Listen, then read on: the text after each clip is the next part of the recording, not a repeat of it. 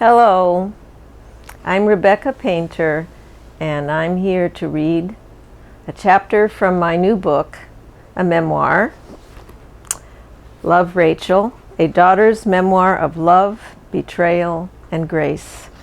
And the chapter number 1 is called The Lost Love.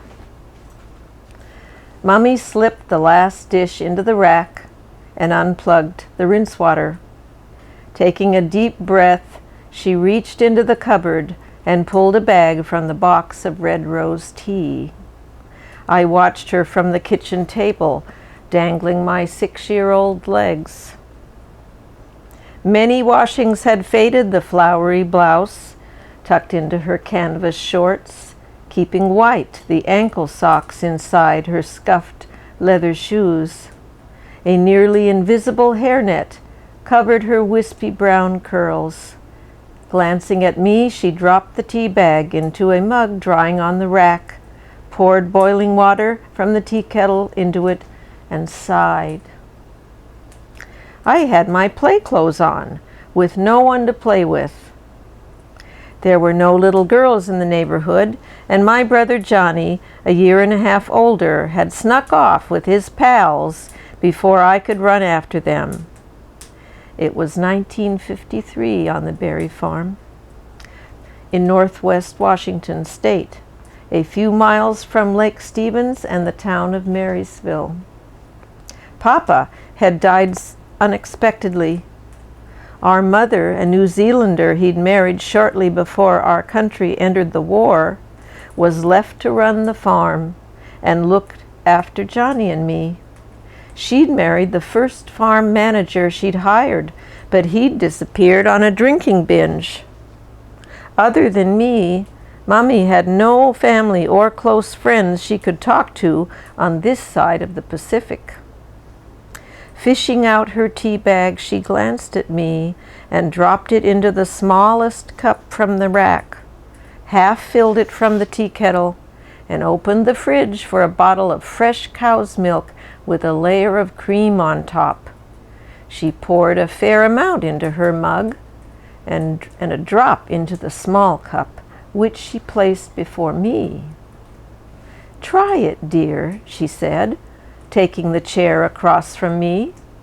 I stared at the drink I'd never been offered before and did as she did, breathing in its rising steam, blowing on the hot surface and taking a tiny sip. "Would you like to hear a story from my life in New Zealand before I came to this country?" How could I not?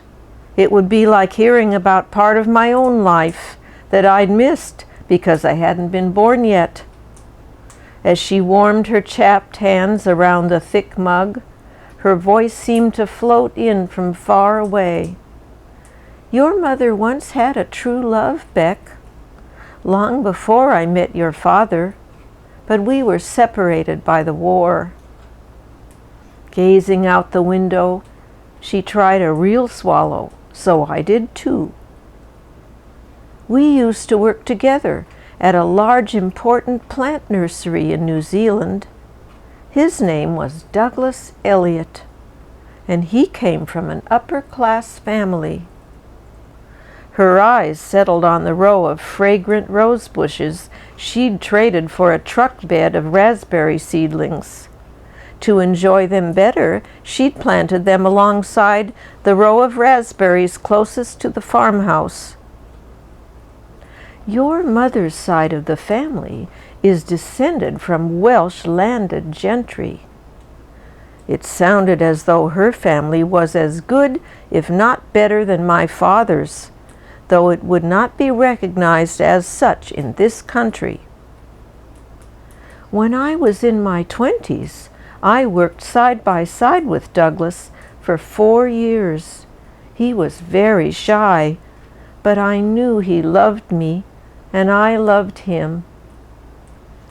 Douglas, she explained, had a bedridden mother whose illness was unknown because she was a Christian Scientist and refused to see a doctor.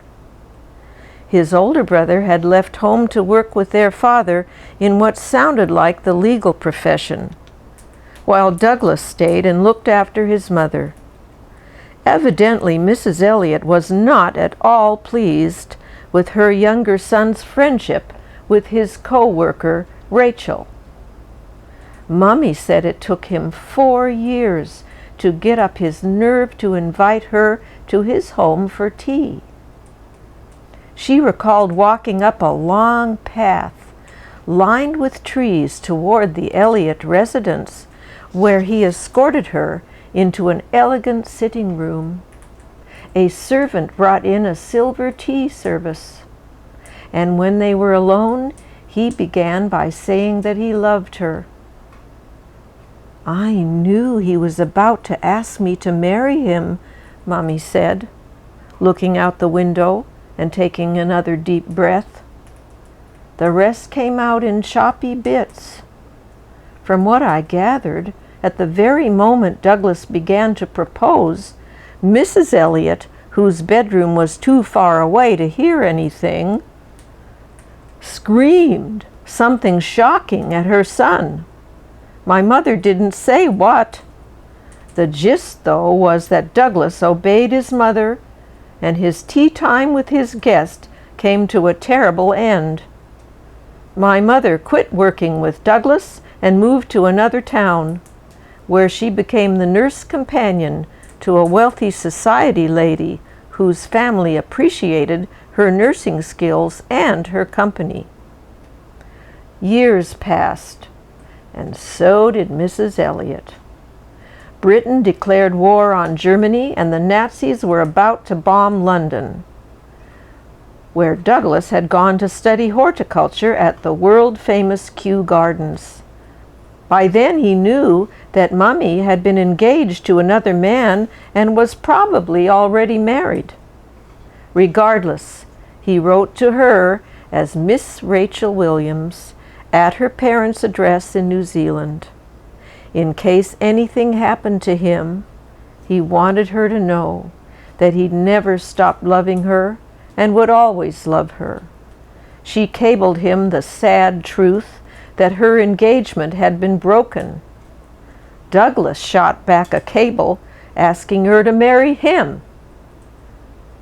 I accepted, but he was far away, and our whole engagement was by correspondence. "But, Mom, why did you marry Papa if you really loved Douglas?" Instead of answering, she offered more history. "Well, dear, the family I worked for wanted to reward me with a vacation in Canada. They booked me first class on a luxury liner sailing from New Zealand to Victoria, British Columbia, just north of us in Canada. In those days," she explained, "well-bred people used formal letters of introduction, and she'd been given one to meet my father.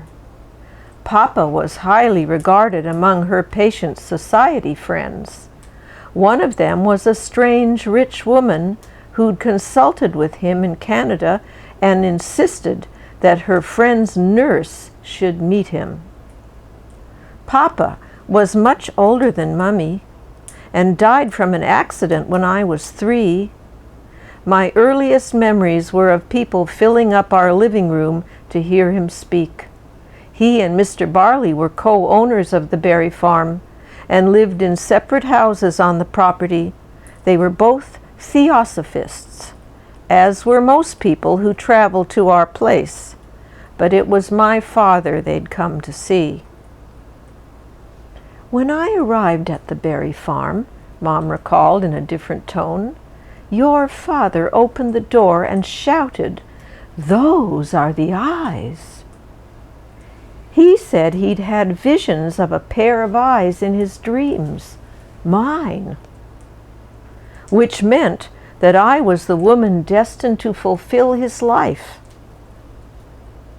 For several weeks my mother stayed with Mrs. Barley, who'd been recently widowed, while Papa, who lived alone in a smaller house on the property, tried to convince her to marry him. During that time, she said, The ship she was booked on to sail back to New Zealand was the first passenger vessel sunk by the Japanese in the war. No more passenger ships were allowed in the Pacific, she explained, so she had to stay either in Canada or the States for the rest of the war. That meant Douglas would have to wait for her until the war was over, and she had to find out if he was willing to do so. My father, her escort, not yet her husband, drove her to the nearest telegraph office so she could cable her fiancé. She told me the cable went like this: "Must stay for duration. What are your plans? Love, Rachel." Everyone understood, Mom added, that duration meant the length of the war. I waited and waited for word from Douglas, but he did not respond. It broke my heart. I was under so much pressure, and there was no way I could return to New Zealand. So I stayed in the States and married your father. Many years later, when Mom returned from her first trip back to New Zealand, she described how shocked she'd been when Auntie Gwenda showed her the actual cable Douglas had received from her that ended their engagement in 1940. It did not end, "Love, Rachel," as she dictated to the Western Union clerk. In fact, the name underneath the cable's message was Rachel Painter. But she'd still been Rachel Williams, having not yet married my father.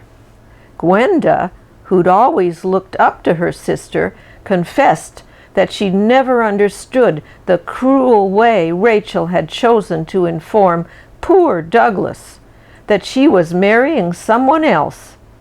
How did this happen? Mummy racked her brains. She dimly recalled that the man behind the counter must have assumed they were married, and as they were leaving, might have realized that he'd forgotten the wartime requirement that all cables had to be signed with a first and a last name. So he asked the man who'd opened the door for what looked like his wife what was his surname.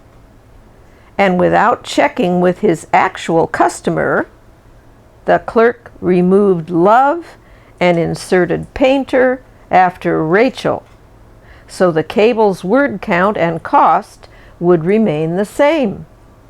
Mummy said she'd probably lost Douglas because of this simple error, for after he received the cable, she never heard from him again.